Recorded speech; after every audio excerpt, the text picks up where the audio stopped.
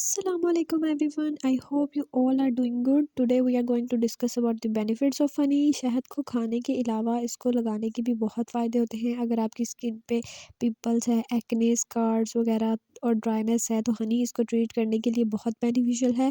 और अगर आपने मेरे चैनल को सब्सक्राइब नहीं किया तो पहले चैनल को ज़रूर सब्सक्राइब करें।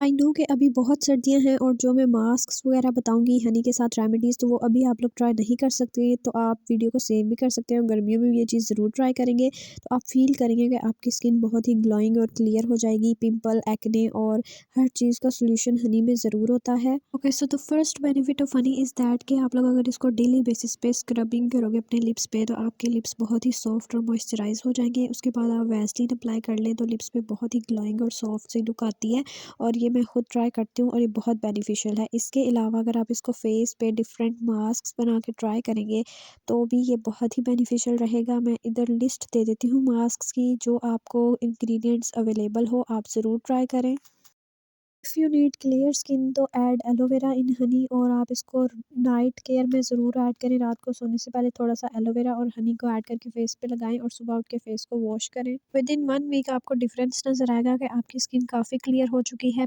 अगर आपके फेस पे एक्ने है तो आप डेली रात को सोने से पहले फेस पे थोड़ा सा हनी को रब करके सोया करें और सुबह उठ के अच्छे से फेस वॉश के साथ मुंह को धो लें तो आपके एक्ने भी आहिस्ता आहिस्ता ख़त्म होना स्टार्ट हो जाएंगे। फेस और लिप्स के अलावा for hand care I will suggest कि आप हनी के अंदर थोड़ी सी शुगर ऐड करें तो ये बहुत अच्छा स्क्रब बन जाता है। इसको जब आप हाथों पे अप्लाई करते हो तो आपके हाथों पे जितनी भी डर्टनेस या फिर इम्प्योरिटीज़ होती हैं हनी उसको एक्सट्रैक्ट कर लेता है और ये एक्सफोलिएटर के तौर पे भी काम करता है और हाथों की जो है ना वो बहुत अच्छे से लुक आ जाती है।